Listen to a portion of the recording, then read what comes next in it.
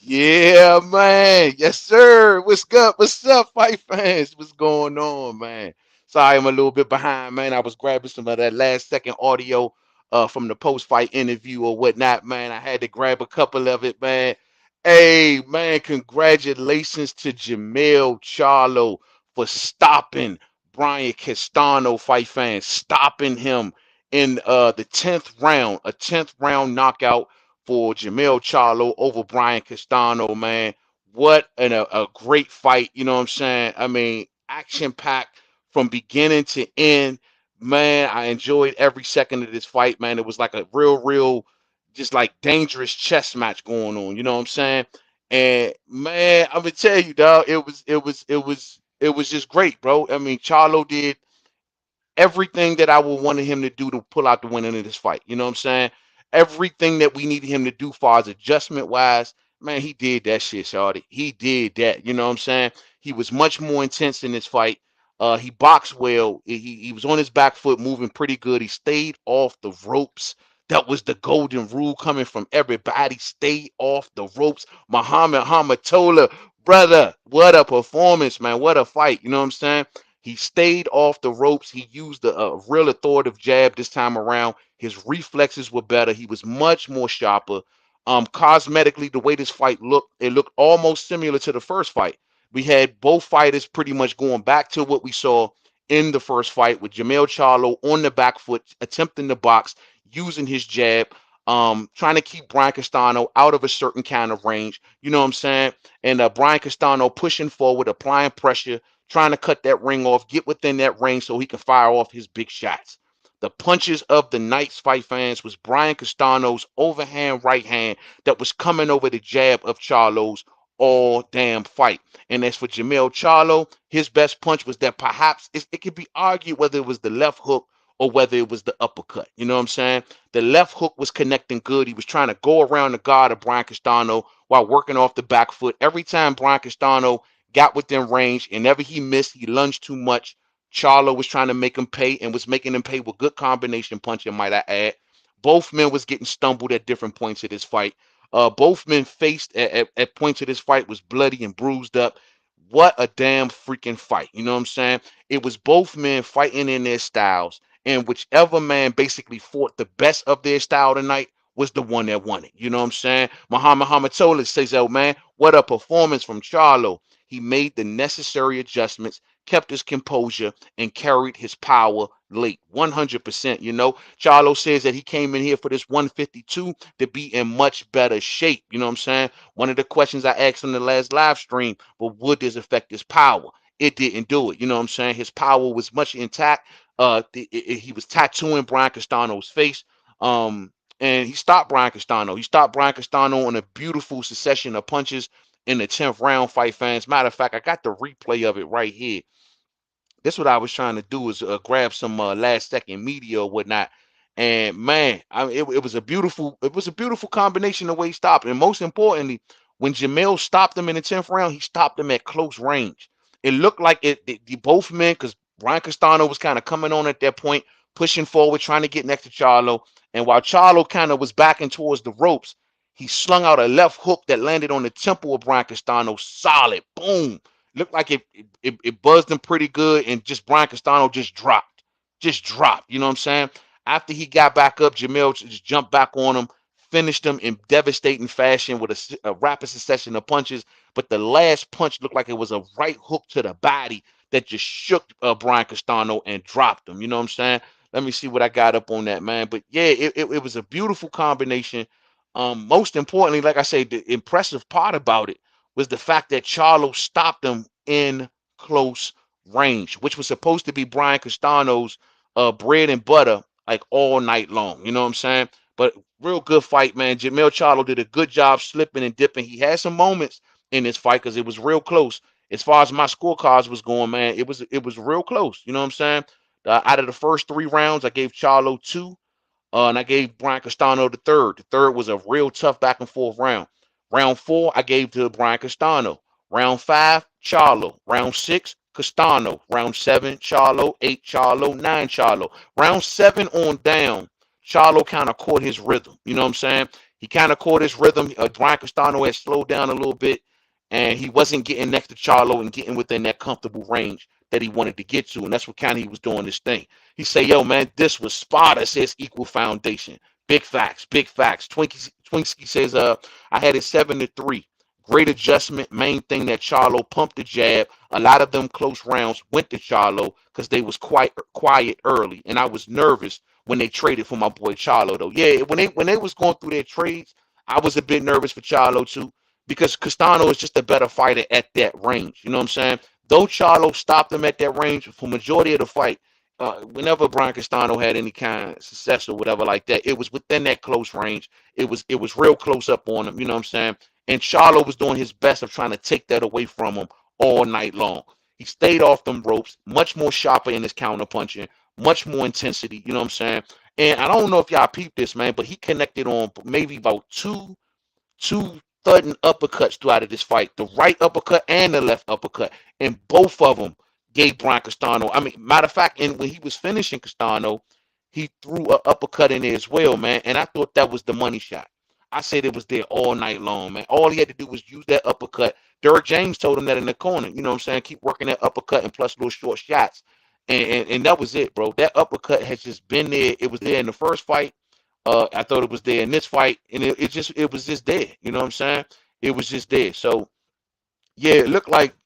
So yeah, I'm looking at the stoppage now. Yeah, Charlo left on the left hook that hit Castano right there on the temple, fight fans. And yeah, man, and Castano just kind of just failed at that point. Man, he just failed at that point. You know what I'm saying? Let me see if I can run this back, man. For those who ain't see this shit, you know what I'm saying? Or maybe we can get a good view of it. You know what I'm saying? Let me see something real quick. Let's see if we can get it on. I ain't gonna play the sound behind it, but hopefully y'all can see the video. You know what I'm saying? Look at that, man.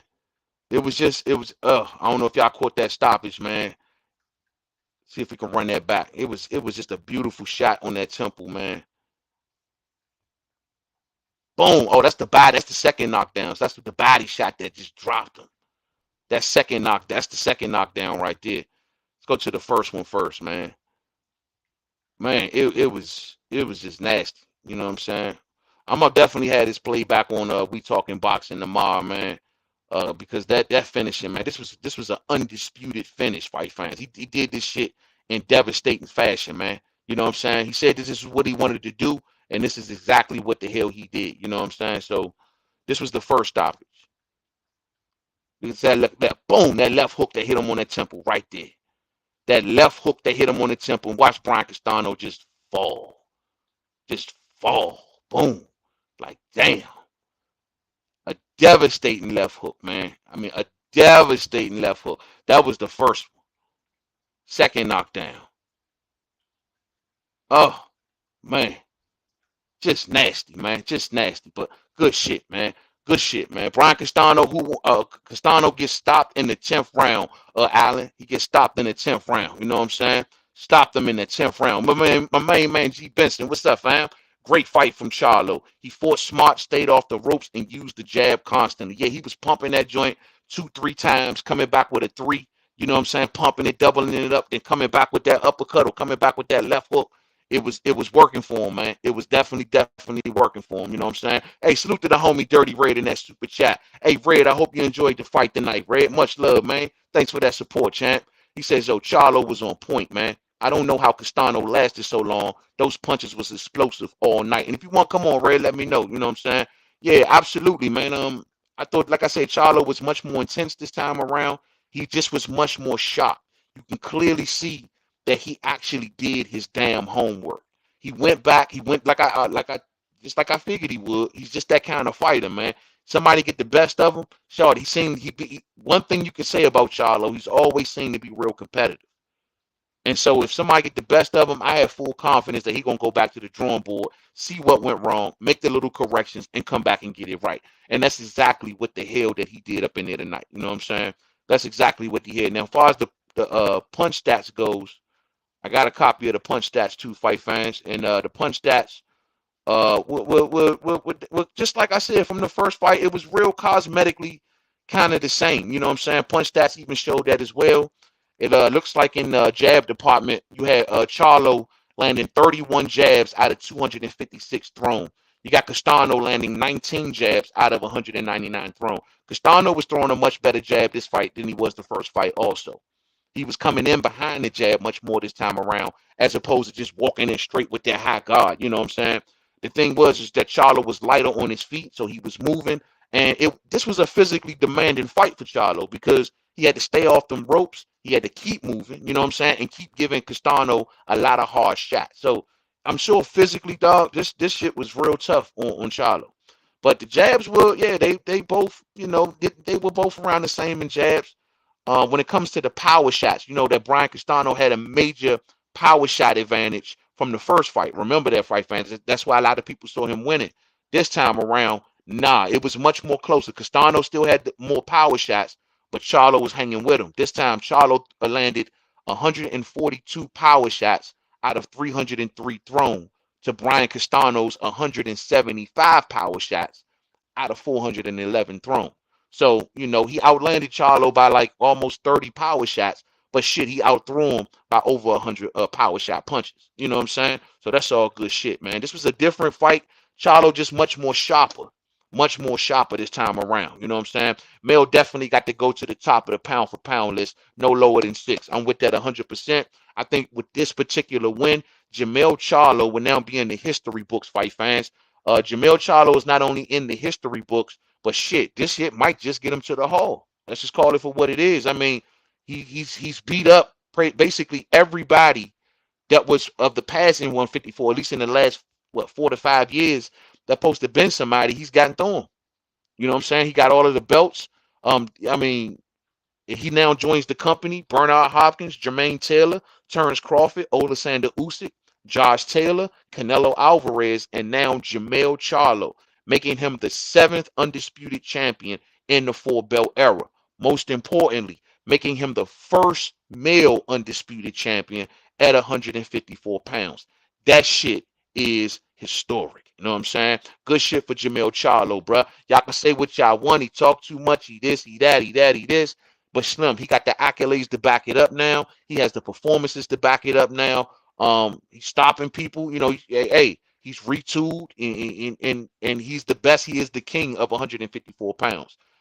There's other fights out there for him at 154, sure. But as of right now, Jermell Charlo is the king of 154 pounds. Make no mistake about it. You know what I'm saying? Myron, what say you? Myron, what did you enjoy that fight? You want to come on through? Let me know. Defenses make you great too.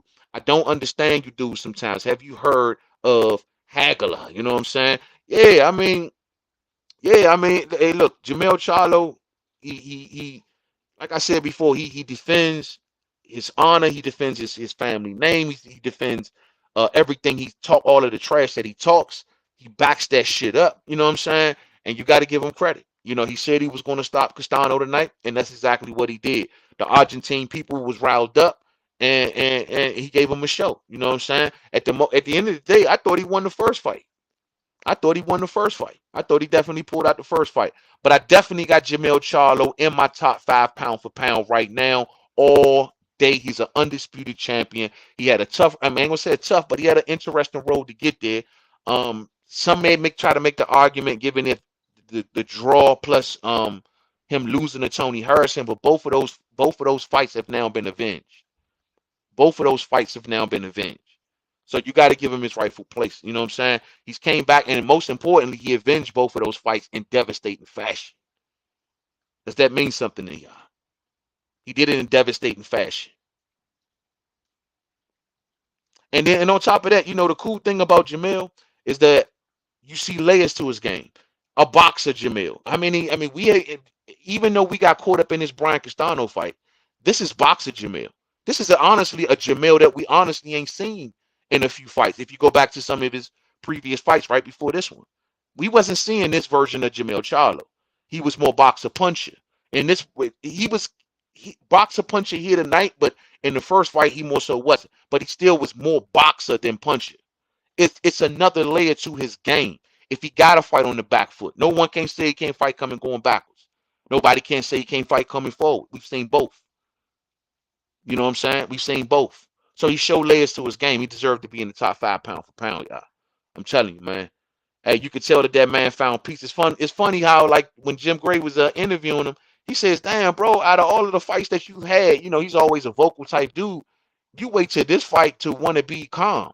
You know what I'm saying? Because Jermell was actually kind of calm in the post-fight interview. He wasn't talking no trash. He was just kind of real chill. I guess taking it all in or whatever. You know what I'm saying? This victory kind of humbled him afterwards. You know what I mean? And that also goes to show you the level of respect that he had for Brian Castano. Brian Castano is a decent fighter. He's won my respect. You know what I'm saying? I never was really high on him like that, but I respect him. You know what I'm saying? And tonight, after tonight's showing and the first fight showing, and also mixing everything that he's done by beating Patrick Teixeira and even though he had that draw with Arislandi Law, he still gave him a tough fight. I got a lot of respect for Brian Castano, and it's gonna be interesting. People still gonna have their hands full to deal with him at 154. There's some talks from Brian Castano that he may not even stay at 154. You know what I'm saying? So he's clearly big for the weight, and he's even looking at 160. That would be interesting because 160 can use all of the names, especially on the PBC side that they can get. Shit, Jermell Charlo can use that name. You know what I'm saying? Who knows? Maybe Brian moves up and go after the other Charlo. That'd be something to see. You know what I'm saying? That'd be something to see. Hey, JP Mendez, what's up, fam? Hope you enjoyed tonight's fight, fam. What say you, man? Main man, I have Charlo on my top 10 pound for pound. I was not wrong today. You wasn't, bro. But Zerto needs better fights. Lopsided fights don't help him. Don't meet the eye test just yet. Yeah, Zerto's fight had no buzz whatsoever, man. The guy he was fighting, no one cared about the fight. You know what I mean? And it's interesting because Canelo and Bivol soaked up all of the air out of that division. Zerto's fight is right around the corner. David Benavidez' fight next week is going to get more buzz. I'm definitely going to be talking heavy about that David Benavidez fight. You already know. And so, but Zerto's fight ain't getting no buzz. Oscar's got to deliver for him, man. And I don't understand because Oscar does have a working relationship with Bob Arum. So I don't understand why. Well, maybe because of the bad blood between Zerto and Arum. I don't know. But I mean, they should be making something happen between Zerto and Beterbiev or Joe Smith or whatever the case may be. You feel me? You know what I'm saying? Interesting, man. Damn, this thing just skipped up on me. We'll go back a little bit. Hey, Myra says, yo, man, Castano fought well too, but he didn't look as fit as he did in the last fight. You don't think he looked in shape? For those who missed the fight, Brian Castano came late for the fight. The fight started late. They had to put in all that filler content. They had to go through an interview with LL Cool J. They had to go through an interview with everybody, with Steven Jackson. I mean, everybody got an interview tonight, waiting on Brian Castano. Brian Castano was late to the event, and people were reading that as more so as a mental game and saying maybe Brian Castano is trying to make Charlo wait and get all pissed off and everything like that. So when he get in the ring, he go in there and go crazy. You know what I'm saying? But he was late. I don't know. Some say it was a mental thing. Brian Castano saying he wanted to warm up or whatever like that. I don't know. I don't know what to make of it. You know what I'm saying? But Charlo kept his composure. He kept it all under wraps. His emotion did not translate into the ring. And that's another thing I'm impressed with Charlo with tonight, believe it or not. And I know that may be something novice and basic to say, but shit, man, I'm like impressed with that because that's been one of his biggest Achilles heels is his emotion that plays out in the ring, and it makes him an erratic fighter sometimes. Well, he's kept that bottled up, and this is the biggest moment of his career, an undisputed moment. You know what I'm saying? So he kept it bottled up. That's impressive, man. It's good to see. He's a much better fighter when he comes in with a much more level head, much more focused, and much more sharp. He's just a much better fighter. You know what I'm saying? And your inner difference sucks. No, to know that he ain't getting Crawford or Spence at 147 because whoever win that moving up, dropping belts, I know Thurman ain't coming near Ennis. Salute to Jerron Boots Ennis, man. Salute to Jerron Boots Ennis, man. Stopping Custio Clayton in 2. Damn, dog. I did not see that one coming. I thought Custio would put up a much bigger fight than that. But I'm going to tell you, man, and I'm going to let this be clear. I lost a lot of respect for Custio after the night's fight, dog. I lost a lot of respect, and I had a lot of respect for him, man. But dog, like that, he fought very timid. Not so much because of just the loot, but the way he fought and approached this fight. I felt timid. You know what I'm saying? He was he wasn't overwhelmed. What's the word I'm looking? He was intimidated. You know what I'm saying? It seemed like he was really intimidated. And from the opening bell, I seen it. And clearly, and I just figured, yo, why is he not throwing no punches? He went in there and threw no punches, totally intimidated by Jerron Ennis. And Jerron stopped this man. Custio Clayton don't get stopped like that. I think this is the first time he's ever been stopped. Jerron Ennis knockout streak continues. This kid is a beast. This kid is a beast. Called out Earl Spence Jr. right there to his face, fight fans. Y'all catch that? Y'all catch that shit? Called out Earl, called the big fish out right there to his face. Big fish sitting there looking like, damn. You know what I'm saying? Why you gonna put me on the spot like that? You know what I'm saying? But also, and we're gonna talk more about this tomorrow, man. I love the Earl Spence Jr. interview. Did y'all catch the Earl Spence Jr. interview during the broadcast? I loved it. I loved it. Hey, bro, I had chills running down my back when I was listening to him talk, man. I ain't even gonna lie, bro. He said nothing but good shit. He had a good vibe. Dog, he said he wanted to fight this year. The fight should happen this year between him and Terrence Crawford. Just the vibe felt good. You know what I'm saying? It didn't feel like a I'm trying to get over type shit. They talking, we talking, and we working it out. Boom, boom. That's all that needs to be said. We want to make the fight next year. He felt real assured or real seeming like he was more real confident that they were moving in a really good direction and everything was looking good. You know what I'm saying? So whatever it is, don't really give a damn. All I know is I left after they interviewed Earl Spence Jr. Bro, that made me feel real good. See, fuck all what everybody else talk. I don't want to hear nothing else from nobody else if it ain't from the horse's mouth.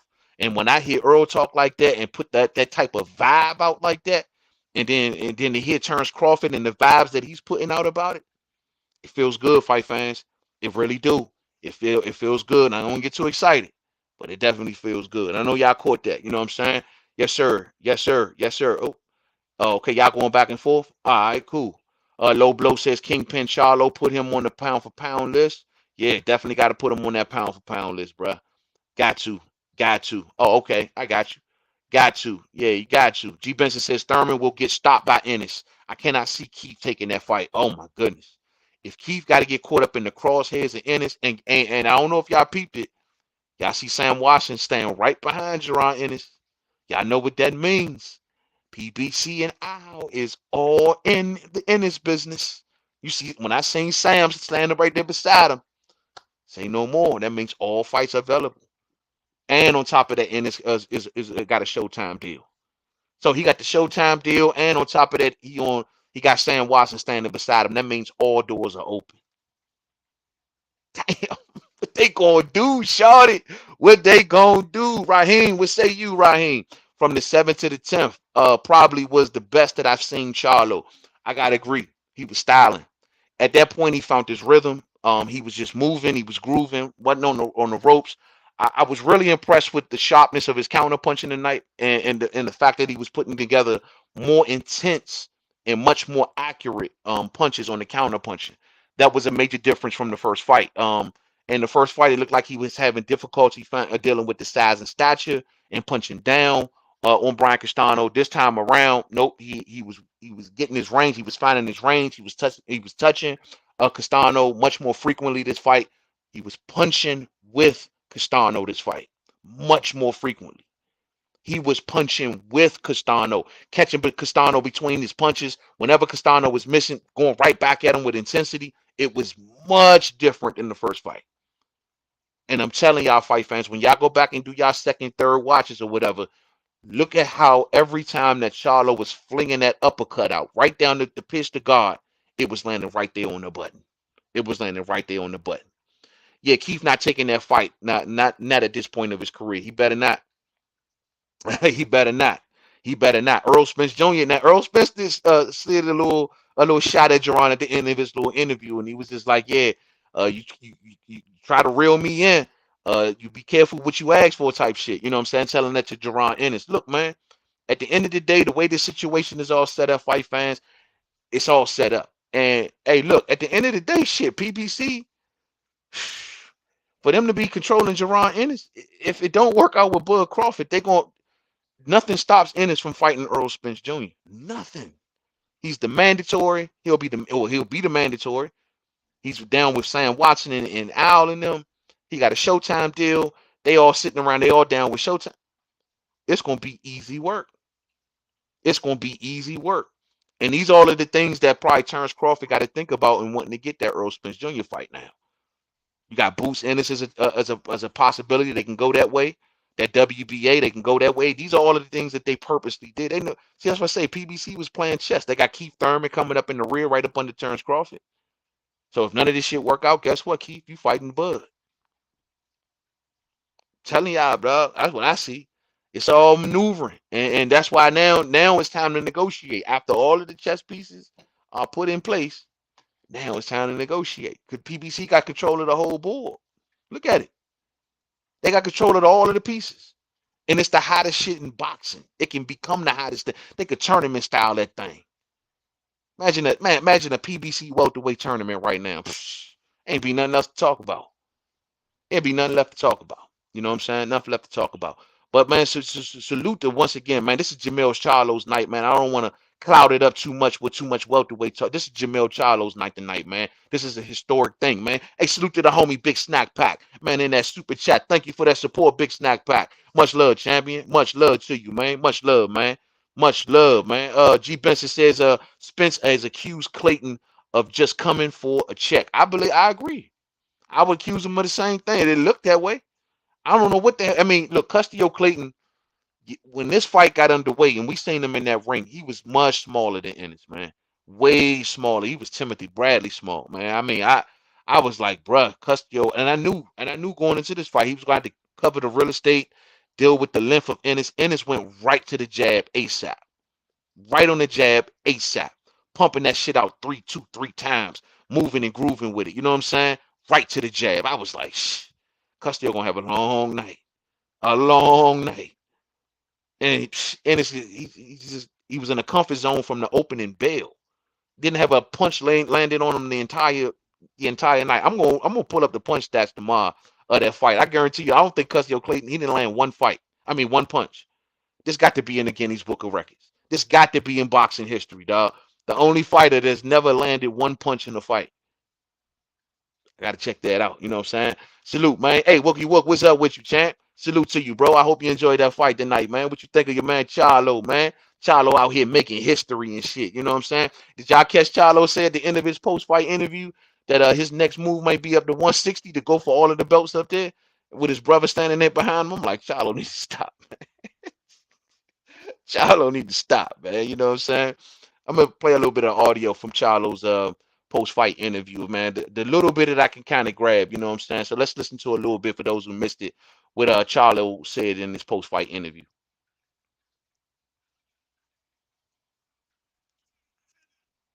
Oh, hold on, fight fans. I gotta take the Bluetooth off. But yeah, but while I pull this on up, man, I said, man, Charlo out of his mind, man. That dude always gotta say something he don't be thinking, man. But it's his night though, man. Once again, and he made history tonight. And hey, man, you know he's mentioned up there with some. And he says he's a knockout artist. He got the stoppage. You know what I'm saying? I don't know if a lot of y'all was even calling for that stoppage. You know what I'm saying? Especially if y'all had Brian Castano winning that first fight. Was anybody calling for a stoppage? That was a great production. Spence interview and LL interviews were good. And Jermell finally now has matured and speaking well. See, this is how he wins more fans. I know, look, man, I like him edgy. I like him mean. I like him, you know. And this is how Jermell wins more fans being humble. It's just as simple as that. I know a lot of people may not care for that type of Jermell Charlo, but sometimes being humble casts a wider net for Jermell. Now he can continue to be who he is too, though. I mean, I like that dude. I like him rough. You know what I'm saying? Like that, and it's great. It's great for as a character in boxing. It's great to get stuff, but for some reason it turns people off to him. You know what I'm saying? And you know, you see with the support going into this fight. Even what happened when he fought Castano in the first fight, and people booing him in Texas. Like he can cast a wider net with being humble like that. There ain't nothing wrong with that shit. You know what I'm saying? And you know that's cool. You know what I'm saying? That's cool. That's cool. Hold on, let me go through some more of these comments. Hey, Yori, what's up, bro? PBC won't mind sacrificing Spence to Ennis because he is the future. And see, that's what I'm looking at. I'm like, look, it's all under PBC banner. At the end of the day, Earl got the number one thing still rocking over there with PBC by having Texas, the Dallas Cowboys in that market. But at the end of but Ennis is rising. I mean, like the Phoenix. I mean, blazing through the ranks. Performances currently on a knockout streak, very marketable. Y'all see they pushing that it was that bone marrow story out there with the kid or whatever. That's good stuff, you know what I'm saying? But making them much more marketable. Much more marketable. 10 to 12, but I gave it my all, and that was the end result to it. This was quite a battle, and you guys have brought out the best in each other. Can you explain what it was like during this fight to be going through this? Yeah, it was I could consider this be a little bit like nerve-wracking. You know, I felt like this was my first fight. You know, when you get nervous and you know you get the ants in your pants, and I just wanted to be in there. I knew Castano was gonna give it his all, and I knew I had trained very, very hard. Y'all can see I came in at 152 because I was really in shape, and I wanted to make sure this was my fight. But I'm just super excited for everything that me and my brother put on for Lions Only. The future is bright. It sure is. That's what's up, man. That's what's up, man. Shawty happy, man. Ain't nothing wrong with that, man. Ain't nothing wrong with being happy. You know what I'm saying?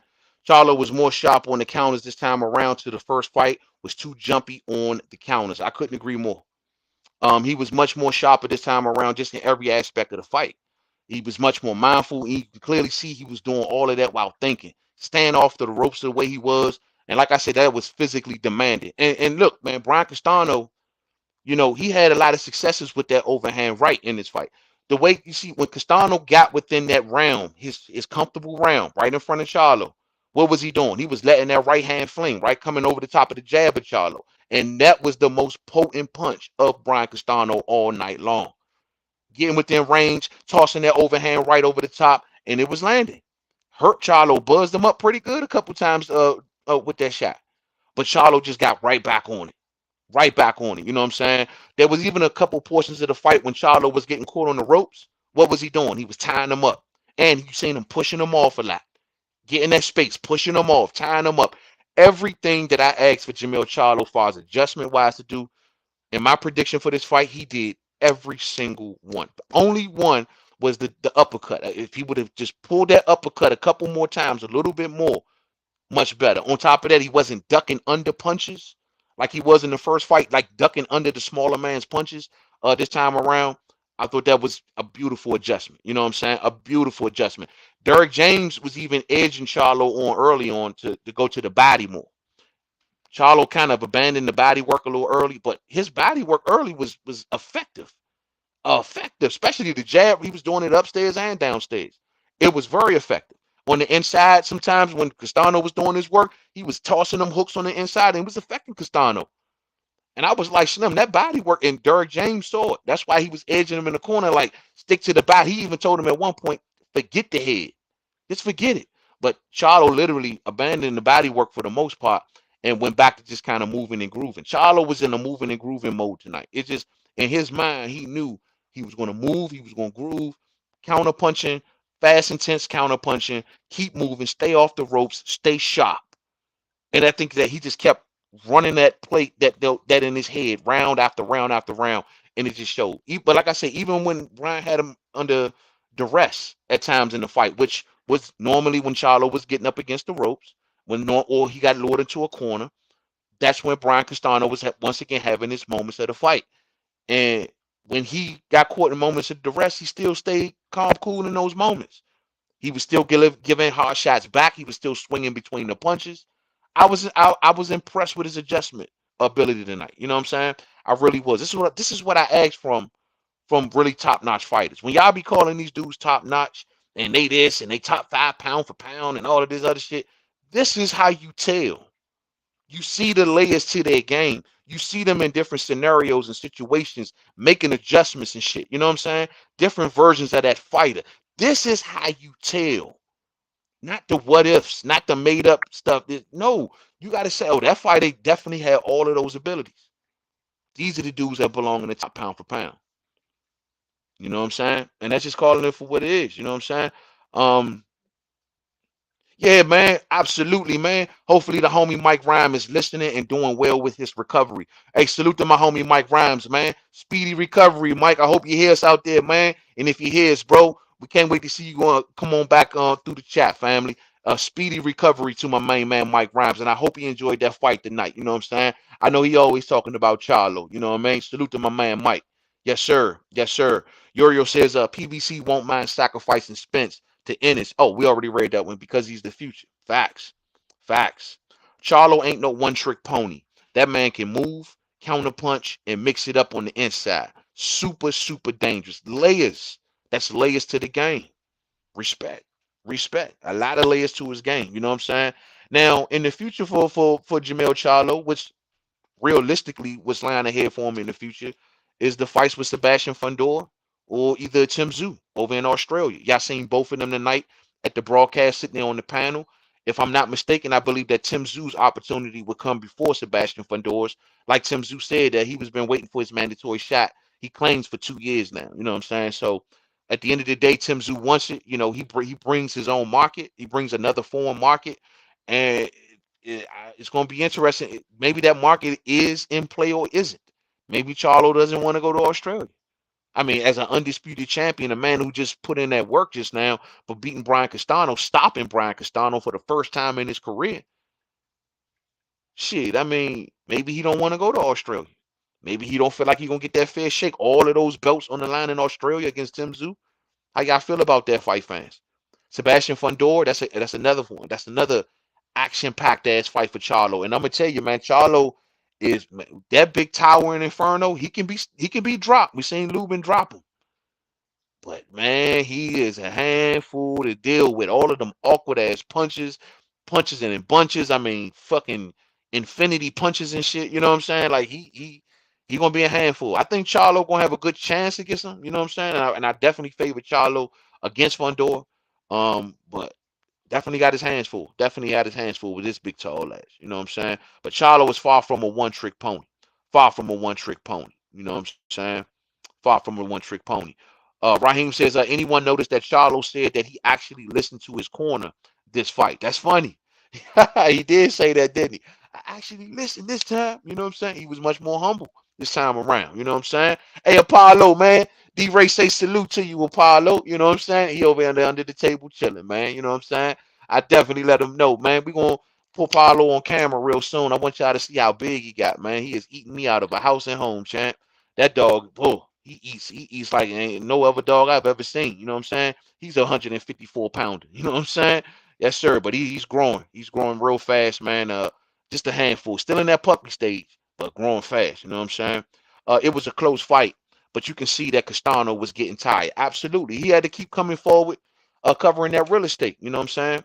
And, it's almost like Charlo honestly knew that Castano, because like I said, Castano is pondering a 160 move. And maybe Charlo knew that Castano was pushing heavy on them scales, you know what I'm saying, and crunching to make that weight.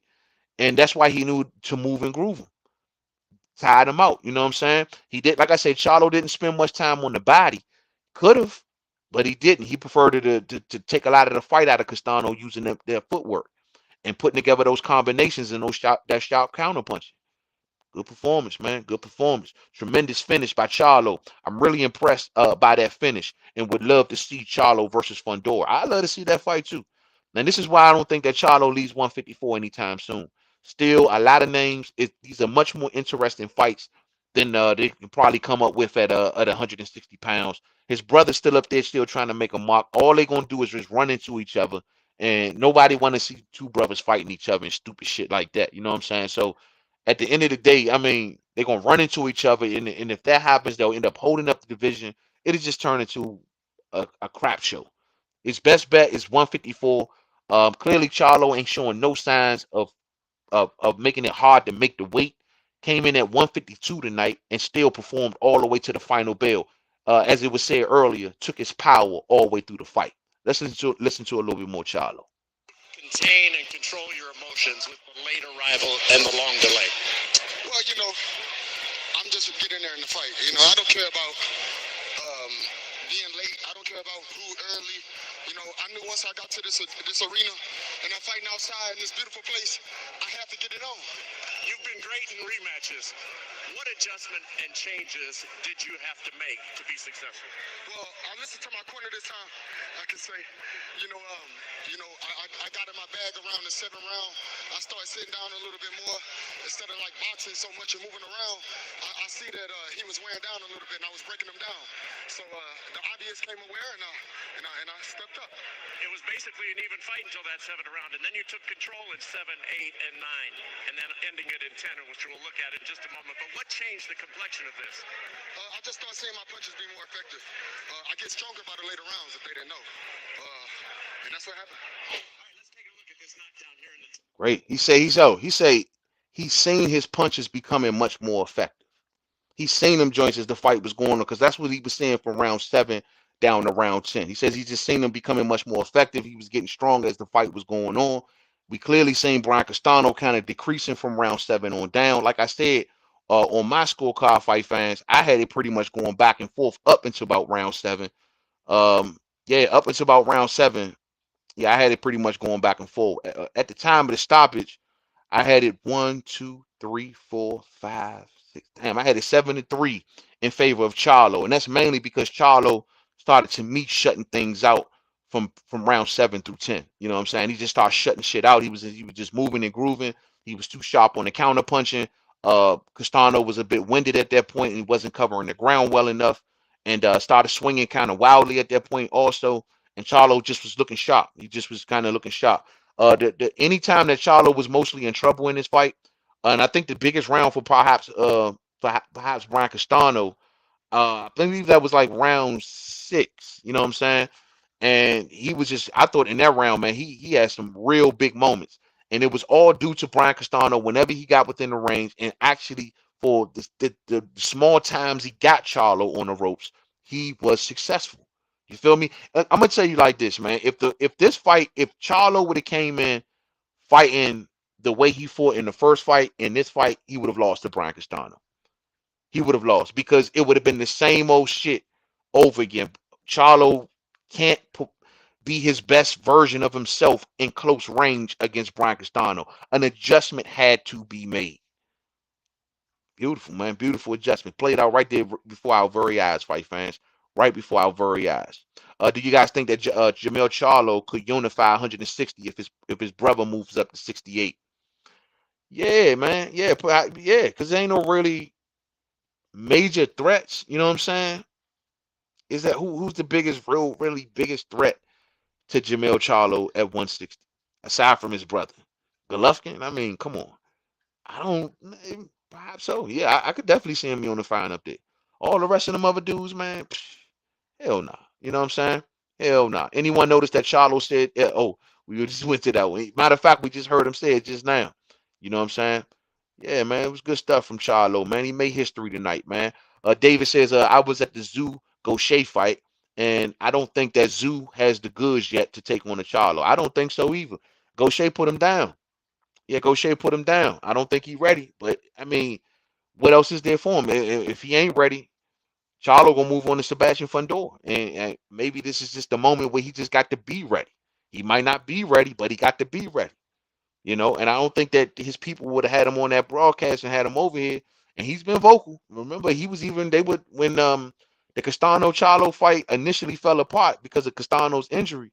Remember, it was Tim Tszyu that was kicking up a bunch of dust to the WBO. Like, hey, look, y'all told us this, that, and the third. We don't want to hear nothing. You know, they want their shot. So it's okay. They're gonna put their foot on the gas for their shot, man. I think the big thing is gonna come down about that fight is whether or not to have it in Australia. I mean, I'm sure it's gonna be put out there that Australia presents more money. They're gonna have a bigger stadium and a bigger arena. So yeah, they should throw it out here. But I mean, once again, I ask fight fans, all of those belts in the backyard of the challenger, yeah, the money might be out there, but there's money out here too. How y'all think that should look? You know what I'm saying? How y'all think that should look? And then who knows? I mean, they may take it all the way down to a purse bid. You know what I'm saying? You know what I mean? And try to snatch it. Who knows? It's just it can become a slippery slope. So we're gonna keep our eyes on the headlines and see exactly on if they go towards Tim Tszyu, whether or not Australia will be on the table. You know what I'm saying? It's gonna be real interesting to see. But I'm with you. I don't think Tim Tszyu can hang with him. I don't. I think Sebastian Fundora may be more of a handful for Charlo than Tim Tszyu. It'd be. I mean, yeah. Matter of fact, yeah, that'd be a more of an interesting thing. You know what I'm saying? Shit. If I had it my way, how about Fundora and Tszyu fight it out, And then in the meantime, let Charlo go deal with Tony Harrison and finish the trilogy. You know what I'm saying? I'm with that too. I mean, there's a lot of options at 154. I'm with that. I'm with that.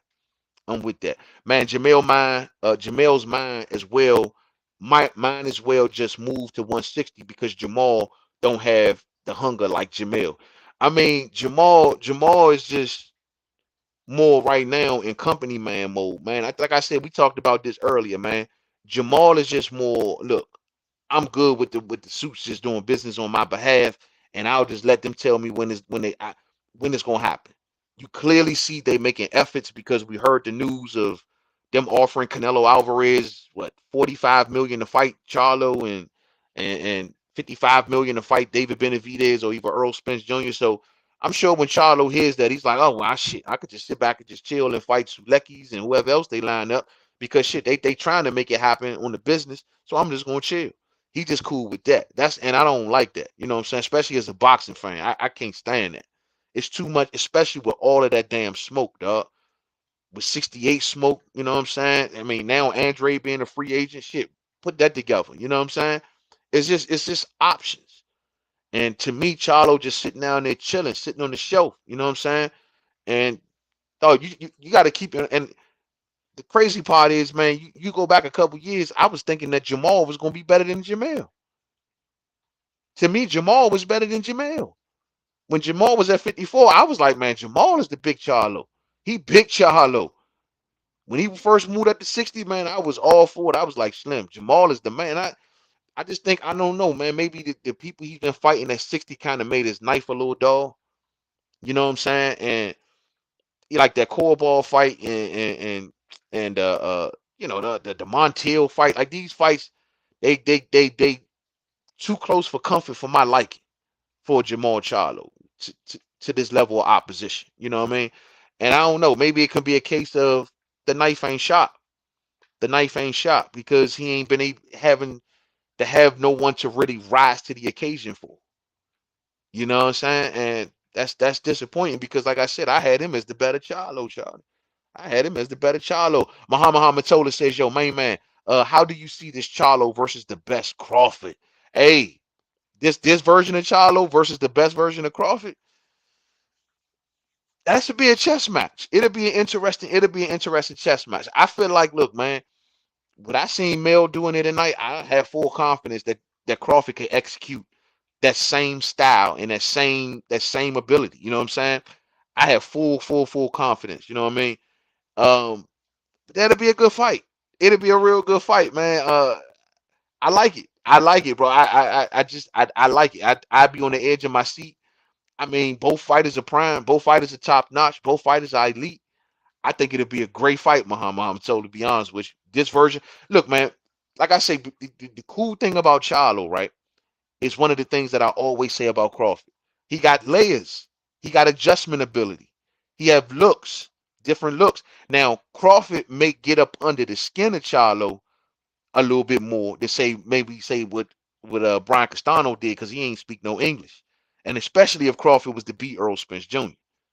Oh yeah, he could probably get up under the skin of Jermell a little more. But Foz in that ring, man, that shit will be woo. That shit will be cutting edge. That shit will be cutting edge. Let me ask y'all this real quick though, and I know this ain't about Charlo. I just thought about this about Boots. How y'all feel about that knockout? That knockout on Castile Clayton, behind the head or on the corner, behind the head or on the corner. It's gonna be some controversy about that. I guarantee it. We're gonna see some headlines. I don't know if it's gonna come from Clayton's corner. I don't know if it's gonna come from. It's gonna be something about that. Watch. Did y'all see how? Okay, Jerron Ennis, the knockout punch that he landed on Castile Clayton. It looked like it was like corner of the head or top of the head. Could be borderline back. It was just like right here, and it was like right here. You know what I'm saying? So is that a good punch? Is that a good punch? We're gonna have to pull the slow mo back on it. I didn't get no video on it, unfortunately. You know what I'm saying? But I will have a good black and white video of it up, man. But we're gonna have to take a closer look at that one. That was a real iffy spot. It was like right on the top, semi cattle corner. You can't hit in the back of the head. And Castillo's reaction of a man who's never been stopped. I mean, I thought that shit. I was like, dog, he had no leg. He was out. He was in the twilight zone. He thought he was Bob Barker. You know what I'm saying? I say my man ain't come all the way from Nova Scotia, man. He ain't come all the way from Nova Scotia to go in there and get that shit. He got hit with one of them George Foreman, Joe Frazier, top of the head, back of the head punches.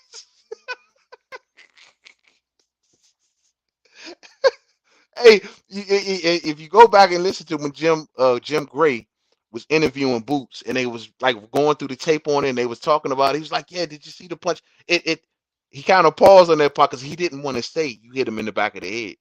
He didn't want to say it. You know what I'm saying? But I was like, I gotta go back and watch it. It just was real borderline. The ref ain't say nothing about it. Nobody ain't make no fuss about it. The commentators ain't really mention it. It just Boots knocked out Castillo Clayton. It is what it is. But go back and watch that punch, dog. That shit was just, you know what I'm saying? I don't know. I don't know. I don't know. The clinch tied Castano out too. Yeah, the clinch definitely tied Castano out, and that was a very smart thing. That was something that Charlo did not do much in the first fight. That was something that I had hoped through his adjustments that he would do more in this fight. And that was if he got caught up on them ropes um, to tie up. You know what I'm saying? And Charlo more in this fight also uh, kept the fight in the center of the ring. There were points he back towards the ropes, but he quickly. I mean, there were far and few in between. And like I said, that's when the moments when Brian Castano had his moments. And this can be honestly viewed as a blueprint for Brian Castano. It's clear as day. If you take away the inside, if you take away the close quarters fight, he has nothing else that he attempts to do. It's that's all he wants. You know what I'm saying? And that's something. That's why I say Charlo. The only thing that he really has to do is just take away that. Just take that whole thing away and box him on the outside, counter punching him as well. When he miss him, make him miss, make him pay. Brian got to get a bit more layers to his game. Brian said going into this fight that he was going to be boxing a little more. You know what I mean? He was going to show more of his boxing ability. I ain't see shit. I seen the same ass dude that from the last fight. You know what I'm saying? Trying to get to the inside, just that in the third. You know, trying to cut the ring off, but nothing else. You know, he worked behind the jab a little bit more. Good. The overhand right was going over the jab. Good, but only within a certain range. You know what I'm saying? If fighters are going to notice that and say, you know what, I'm not going to just keep giving this dude a war. As a matter of fact, the best rounds for Brian Castano is when Charlo decided to stand down on some punches and go back and forth with him. When he gave him that fight, that's it. But that's the only fight that Brian was able to fight. That was it. You know what I'm saying? Hey, everybody hit that thumbs up. Thanks, Chris. I appreciate it, man. Everybody hit that thumbs up for the homie, dog. Mainman Mademan in our house. You know what I'm saying? Bringing y'all this real boxing spiel off the late night. You know what I'm saying? Hell, dog, it's 1:15 in the morning out here in the DMV. You know what I mean? Hit that thumbs up for me, man. And I hope everybody enjoyed the fight. You know what I'm saying? My main man Myra says that was an illegal punch. You think that was an illegal punch, fam? It was borderline, bro. It was borderline. You know what I'm saying? Even though I wasn't happy with the way Castillo Clayton was fighting this fight, still, like that shot was, and like the reaction from it was, I don't know, bro. I don't know. Puff Saddy says it was behind the head, but wasn't his fault. He dipped all crazy. That's true. That's true. He did dip down, and after he got hurt with those initial punches from that series of punches. I mean, I'm not saying like Ennis did like nothing like that on purpose or nothing. You know what I'm saying? But I looked at the way that punch landed. That shit was in a real awkward spot. You know what I mean? And you don't see many knockouts coming from knockouts to the back or the top of the head. You feel me? So I don't know. I'm like I said, man. It's gonna probably be some sort of looking into that from Castillo Clayton and his team, I'm sure. I'm saying once they look at the replay, they're gonna look at exactly where that punch landed at. You know what I'm saying? Nah, he wouldn't have got saved from it though. Nah, he wouldn't have got saved from it. Yeah, definitely was behind the head, but he ducked into it. Yeah, yeah, it won't be overturned, says D-Lo. What's up to my man D-Lo? Yeah, D-Lo, I don't see it being overturned. I mean, Jerron Ennis, as you noticed throughout of this broadcast and the program, it was like not even a footnote. They didn't even think think twice to ask. Like I said, Jim Gray kind of went around mentioning that. You know what I'm saying? They just wanted to, nothing to see here. Let's keep moving. By Castillo Clayton. Anyway, what's up with Earl Spence Jr.? You know what I mean? It's like one of them things. And I mean Castillo, but that's boxing, and some of that is Castillo's fault. You know what I'm saying? Castillo should have gave a better showing of himself. He really should have. Now he's now basically Castillo's done. I mean, as far as in boxing talk circles, like his name being mentioned, I've mentioned his name a few times, and it probably won't be mentioned no more. This was the height. This was the height. You know what I mean? When you make it up to the content creators conversations, you know what I'm saying? And now Castillo has been dropped from those conversations. Like you could bet that, you know what I'm saying? Any little conversations that he was involved in, that's it. This was it. Now the Lip in that fight, and now in this, bye bye Castillo Clayton, man, by way of Nova Scotia. His Grace says, yo, man, definitely got clipped behind the head as he was ducking. See, yeah, so a lot of y'all saw the same thing. So if this is an illegal punch, what are we feeling about that, fight fans? That right or wrong? I'm just saying, if that was our favorite fighter, we'd be raising hell right now. You know what I'm saying? In his power, right on the side of the head, maybe clipped the temple, but it looked like a legit punch to me. It was close, bro. It was close. I thought it was more top of the head. It was like right on that like top of the head, towards the back. But even so, I mean, can you stop a person with that punch? Is it legal to stop a person with that punch?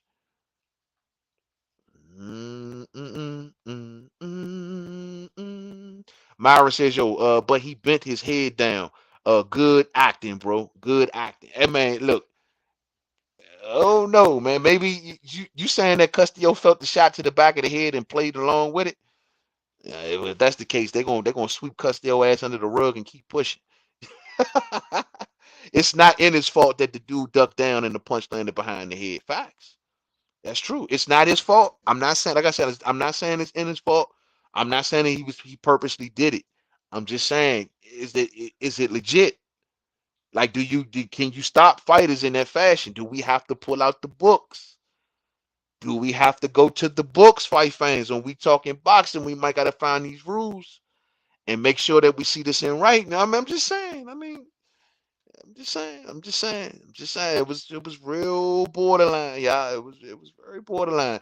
His Grace says equilibrium went out on them from the illegal shot to the head, but good fight for Boots. Great fight for Boots, man. You know what I'm saying? It definitely was an equilibrium thing. It seemed like because Castillo he tried to get up, his legs were gone. He was zigging and zagging and wibbling and wobbling. You know what I mean? Zab Zuda was in the building tonight, so he did his best Zab Zuda impression. You know what I'm saying? From Costa Zoo. You know what I'm saying? The father of Tim Zoo. Damn, that's funny how that all worked out tonight, ain't it? You know what I'm saying? They all was in the building. Zab Zuda had flashbacks when he seen what happened to Castillo Clayton from the father of Tim Zoo, who's sitting on the panel trying to get a fight with Jermell Charlo. That's funny how that all worked out. You know what I'm saying? Jamal might well fight Triple G and get them two belts at 160 while Triple G is old and then fight Andre. That I'll take that. Don't see it happening, unfortunately. You know what I'm saying? Triple G is over on the zone under Eddie Hearn. Maybe once one more fight, and that's Canelo Alvarez if he lucky. He got the Murata fight. He hung out and ducked everybody and everything to get that Murata fight, and he finally got that. And now it look like he still gonna probably do the same thing. He gonna hide out unless he get the Canelo fight, and if not, maybe Gennady Golovkin retires. You know what I'm saying? I don't see it. You know what I mean? And then the whole network prob differences is just, and this is why I stress so hard of Jermell Charlo moving up to 68 for this particular reason. It's just too much of a headache now. It's like 60, trying to get anything done for Jermell at 60. It's like, what is the answer? I got one answer, and I hope that they can pull it. It seems available now, and that's Andre. Andre still got a belt at 60. If Andre has plans on going back down in weight, and we caught news last live stream that Andre is going to be out for some months. So look, man, if he got plans on going back to defend that belt, man, why not do it in the unification with Charlo? Outside of that right there, man, what else we talking about? We're not talking about shit else. Go up there, they can talk trash about Benavidez all they want. I told y'all, man, Benavidez about to be in position. He about to be in position for something, whether it be a Canelo or a belt or a championship fight or something. He's in position. And Charlo could have moved up, challenged Benavidez, and at the very least been in position. No, man. I don't know. Raheem says Boots would have got him out of there anyway. Yeah, I agree. I mean, the way Castillo was fighting, like I said, I seen intimidation. He was intimidating. He was intimidated from the jump. And like I said, I was very disappointed because uh he's been waiting so long for this moment. You know what I mean? And but when I seen the rehydration size of Ennis compared to Castillo Clayton, I mean, he was just towering over him. He was just towering over him in girth. He was towering over him in height. Then Ennis got that dumb, crazy length of a jab. I mean, just popping it from seemed like a mile away. It's like he was a mile away from Castillo Clayton popping that jab. It was just like pop, pop. Ennis could have ate a sandwich and was popping the jab. He was so far away from Castillo Clayton. I say Castillo got to cover so much ground, bro. And there's no way he gonna be able to sustain. I thought he was gonna maybe try to weather the storm and make it to about round 4 and then do a Canelo. You know what I'm saying? Do a Canelo or whatever. But I was like, Castillo, bro, you gotta do something, bro. Like you gotta slip, you gotta dip. You more defensively sound in this. I mean, you just nothing. He couldn't find no range. Ennis ain't give him no range. He found no range that he found comfortable punching the entire freaking fight. And Ennis did all of that through a jab. Through a jab. This kid is coming. There's no more B levels. This is the deal about Deron Ennis. There's no more B level. We're gonna do a specific Ennis profile, man, because the Ennis situation is very interesting at this point. Like it's straight boogeyman style at this point. There's no more B level. Who else is there on the B level for this man to fight? They can what name they gonna pull out next? Abdul Kokorov? Who the fuck is next?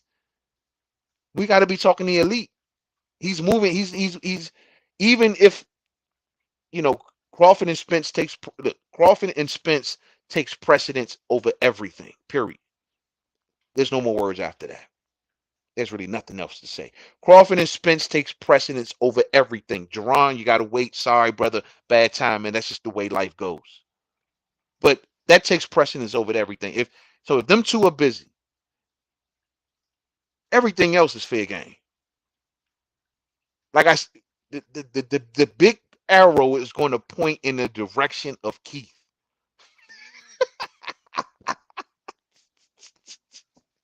The big arrow is going to point towards Keith. But Keith was going to look at the rankings and try to say, hey, I ain't got to do this shit. I'm in a get back here. I'm in a get back from the get back. So I don't have to do this. I can go through the rankings this way. You know what I'm saying? I'm telling y'all, but the regular level, and Danny Garcia don't want to do it because I guess it's a Philly thing, but I think that he should do it. You know what I'm saying? It should be more of a passing of the torch type thing. You know what I mean? Look, man, everybody know Danny just looking for the right checkout fight. Shit, man, you get a young boy your name. You know what I mean? If you can beat him, it resurges your career. But fuck it. I mean, dog, y'all both from Philly. Y'all can eat good on the way out the door. You know what I mean? That's as simple as that. Muslim May says, yeah, he dipped into that joint, man. That's a bad joint. Yeah, I mean, it's still, I understand what y'all saying. He dipped into it, and maybe that's how the rules might protect him. The rules might say, well, look, if he dipped into it, or if it's some type of way that the momentum caused that type of punch, maybe so. You know what I'm saying? But it's just that, dog. Like I said, if that was my favorite fighter, I'd be doing instant replay like crazy right now, and I'd be like, oh hell no, we'd be raising all kinds of hell.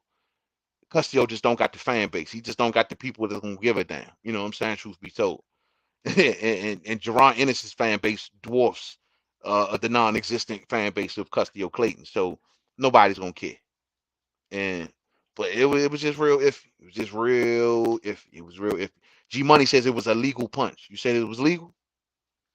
Real close, bro. Real close. Same type shot that stopped Delorme as well. They contested, but nothing came of it. Says D-Lo 404 Boxing. Oh yeah. I forgot about that. You right. You right. These boys be trying to duck up under Jerron Ennis's punches. Them Jones be landing on the top. towards the back of the head, man. They better be careful. You right. So if it ain't nothing happen there, damn sure ain't gonna happen for the kid from Nova Scotia. You know what I'm saying? Ain't gonna happen. Ain't gonna happen. G Money says if you duck into a punch in the back of the head, it's legal. Oh, okay. I'm sure that's why I say I'm gonna definitely pull that up. I'm gonna pull that up. I'm gonna look into that, man. I'm gonna try to have that by the next live stream. I want to see that in black and white. You know what I'm saying? Custio was smiling too much afterwards, so no overturning. Custio don't give a damn, huh? He ain't even making no pride raise no hell about it.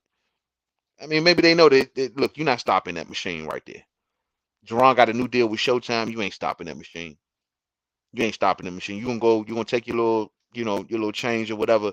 Take your little half a bag of clothes and and ride off into the sunset, bro. You know what I'm saying? That's what's gonna end up happening. You know what I mean? Now you just gonna get your half a bag of clothes and you gonna get sent off. You know what I'm saying? He wanted he was gonna win the fight, period. So it really don't matter. He was getting stopped. Yeah, it was gonna happen. It was gonna happen. But I'm just putting it out there. Right is right and wrong is wrong. But I definitely sensed that it was gonna be a one-sided beat down, especially like I said, due to the fact that Custio Clayton just seemed way too intimidated, man. Just way too intimidated, man. And it's real heartbreaking because he waited a long time for the shot. I cut my eye on Custio Clayton since the Sergey Lipinets fight and all that, and him hovering around at the top of the rankings. And he waited for a long time, man. You know what I mean? He waited for a long time. It's just so disappointing to give a performance like this after waiting that damn long. But then again, that's a Jerron Boots Ennis. That could just say more about Boots. You know what I mean? Mr. Vegas says, look, man, Boots got to fight somebody before I believe that he can hang with a Spence or a Bud. We all want to see the resistance. We all want to see it. But who the fuck is it? Who is he stopping? The man is on the 19 fight knockout streak. That's insane. Even for the B level. A 19 fight knockout streak. Who gonna do it? Somebody got to step up. We're gonna get Blair to Flair. I mean, one time Blair to Flair was almost close to getting the fight. You know what I'm saying? Who we gonna get? And we ain't got nobody. We ain't got nobody, man. Jerron just making easy work of these boys. That's why it's time for the elite level. He made the question of is Jerron Boots in is ready? That shit was gone 3 fights ago. It was gone 3 fights ago. It was gone 3 fights ago. Is there a level between Clayton and the top guys? No. There is no more, bro. That is it. Clayton was considered B level. Maybe C plus if you want to, but I'd say more B level. And then Delorme's and he beat Sergey Lipinets. I mean, who else we talk? There's no more. I mean, Hotacito Lopez or something like that. That's the only other name that I can come up with. Hotacito Lopez, just because he's a pressure fighter and he throws a lot of punches. Maybe that'd be a good test for Jerron Boots Ennis. But look, man, I'm gonna be real. Like Jerron Ennis, honestly, he don't need to be doing shit else but leaning on these sanctioning bodies and going for his shot. He's rated too high in these sanctioning bodies for them to just like he's number what? Number 2 in the WBO and with the highest rated guy in the IBF, which is technically number 3. But he will be elevated to either 1 or 2 eventually. So he's at the top of 2 sanctioning bodies. Why I mean, what is Keith doing? Like, if Keith ain't got shit to do, fuck it. Keith ain't gonna want to do it. I know. Keith gonna want to go back to the top, and he don't want to risk his standing in at the welterweight division right now because regardless how people shake it up, I mean, you may love it or hate it. Keith is the 3rd best welterweight right now. Behind Earl, Terrence is Keith. You can't say Boots because he just don't got the performance yet. Keith does. Keith has been here. You know what I mean? And Keith ain't trying to lose that spot right now because that spot is pretty much all that he got in order to get back to the top floor himself. And who knows? I mean, shit, Keith may even got to deal with that WBA situation. It all depends on what PBC want to do. They can throw him in there with Stanionis in him and say, get back that way. You the former WBA champion, right? Go back through the WBA and go face Stanionis. We had to pay him step aside money. Stanionis would love that fight. Keith has got to find a way back. And I know his way back is going to be detouring around Jerron Boots Ennis. But he got to find a way back. He got to find a way back. Get Virgil Ortiz ass, says Eugene Stewart. Where the hell is Virgil at? Virgil ain't coming back this year, I don't think, man. I don't know. And Virgil's in, you know what? Virgil Virgil technically supposed to be the hottest name at welterweight. That's sad. He's number one across the board. Look at the sanctioning bodies. Virgil Ortiz is number one across the board. And then all of a sudden he got Rabdo. Get the hell out of here. Get the hell out of here with the games, bro. This is the Oscar game. Keeping his fighters on the low. You know what I'm saying? Hiding out him, hiding out Ryan Garcia. He know what he doing. Virgil is in a position he's number one across the board, with the exception of the IBF. WBO number one, WBC number one, WBA number one. Virgil Ortiz, but he got Rabdo or whatever the fuck. I don't even know what the hell that is, but that's what they call it. He got something with that ends with an O. Don't make no sense. Don't make no sense, man. I feel without Jerron stepping with anybody, I feel right now that he can hang with Crawford and Spence. Nobody but the few top 147 pounders can make good fights with Jerron. You know, they're going to look at his weight too. You know, Jerron got to continue to stay disciplined because they know he's big for the weight. You know what I'm saying? And they going to play the waiting game with him. None of these top fighters at 147 right now are going to risk their positions and everything that they've built over these last few years versus Jerron Ennis. They don't have to. Terrence don't got to do it, and Earl don't. Well, they don't have to do it if they don't fight each other. I'm gonna say that. Who knows what might happen if they don't fight each other? The threat of Jerron Boots Ennis, I said this here before, could be the reason why this fight is damn near getting made.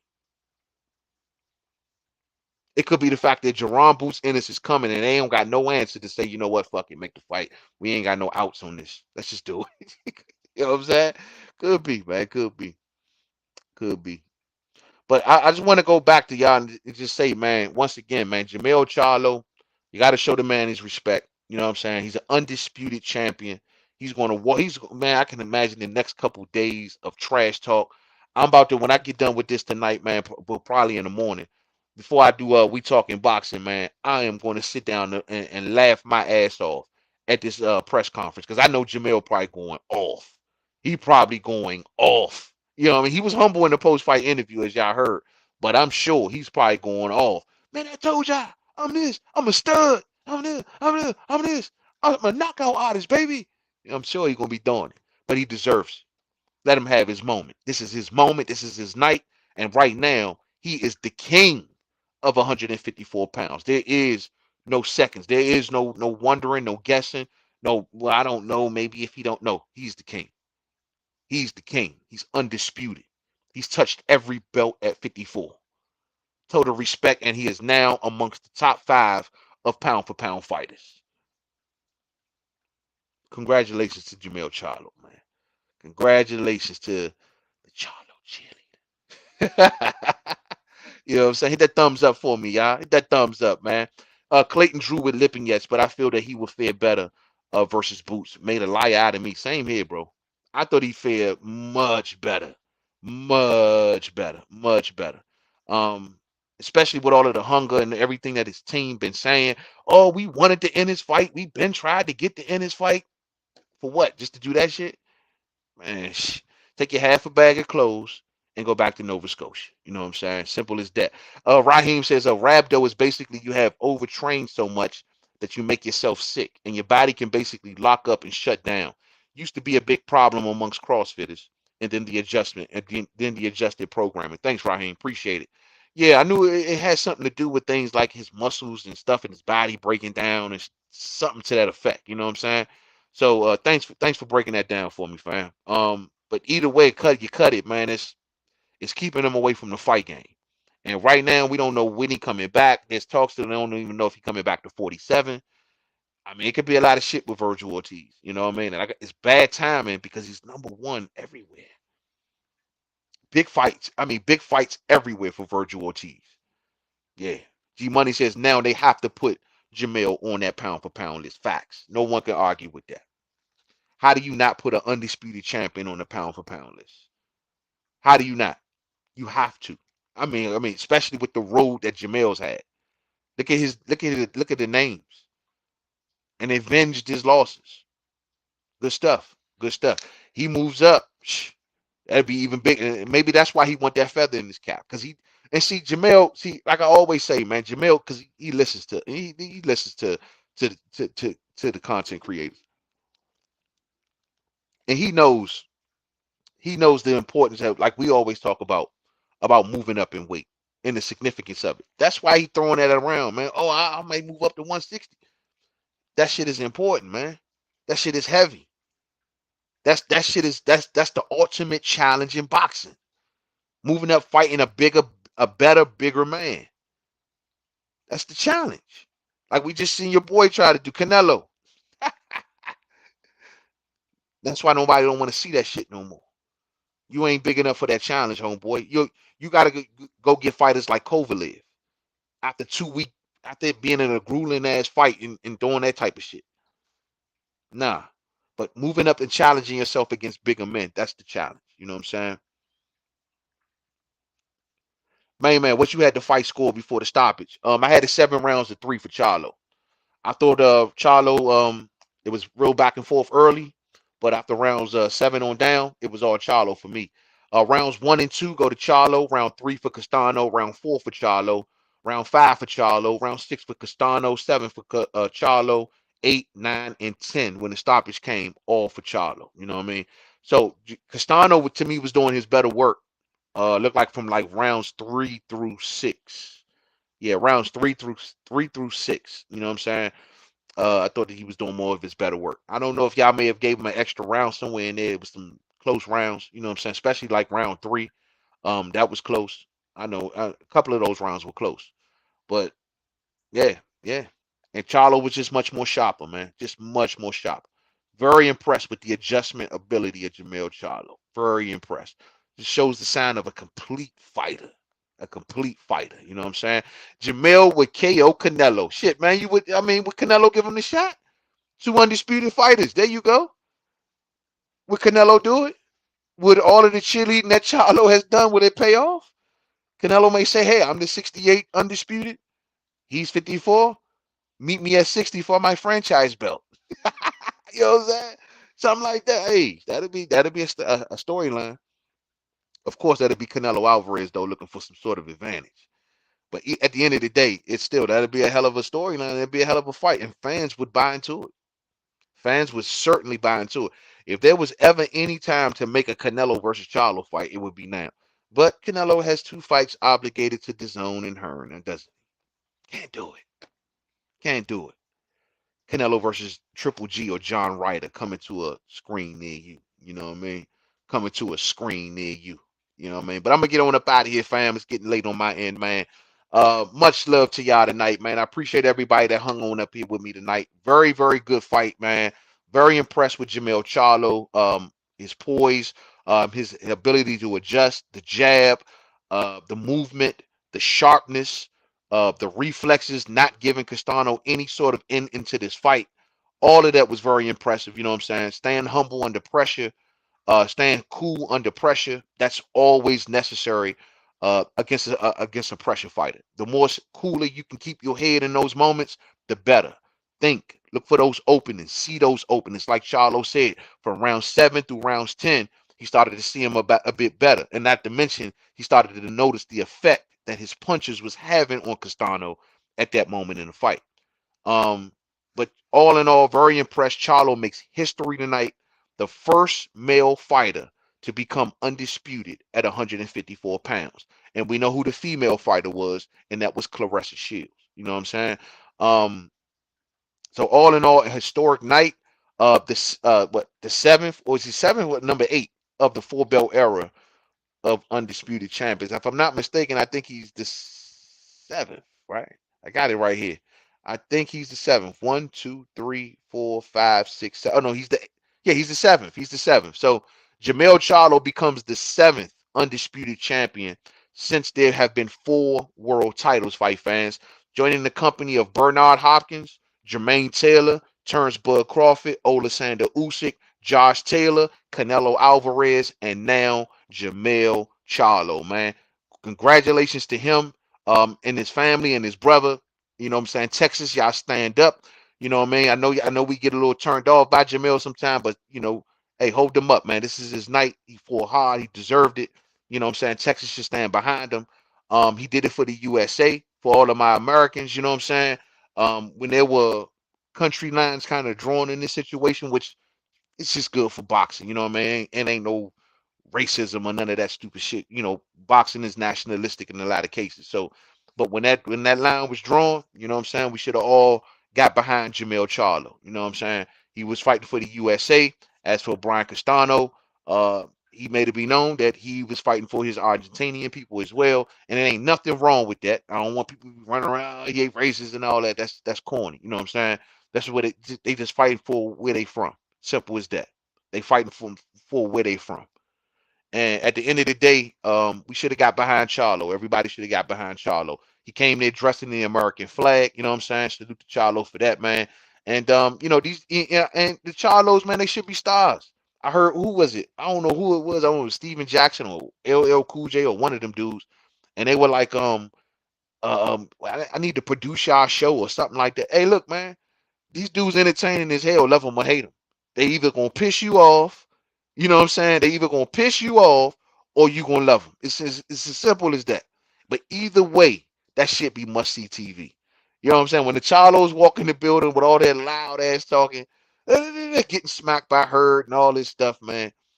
You know, man, it's in most cases to me as a boxing fan, it's kind of must see TV. You know what I'm saying? Because the Charlos, boxing need the Charlos. The Charlos are very, very necessary.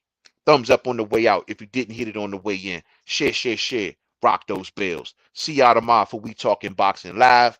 Where we'll break down the numbers. We'll go through the punch stats, and we'll wrap this on up. You know what I'm saying? Jermell Charlo versus Brian Castano 2, the rematch. Undisputed. Jermell Charlo by 10th round stoppage. Congratulations. I see y'all there, man. Y'all have a blessed night. And for those who have not subscribed, yo, click that subscribe button. Y'all see LL Cool J still in my line. Rock their bells. That's his line the whole time. You know what I'm saying? But rock those bells. Subscribe on up. I'm Mainman Mademan. We a whole crew over here. You know what I'm saying? We a fam in the whole nine. We keep it real. We unbiased. You know what I'm saying? We got our favorite fighters, and we ain't gonna make no mince of that. Your opinions are more than welcome. I don't give a damn what fighter you support. You come on over here and you holler at the homie and tell me why your guy's number one. That's what I like to see. So go ahead, subscribe, rock out with the homie, and join the fam. I see y'all real soon, man. And until the next video, fam. Peace out.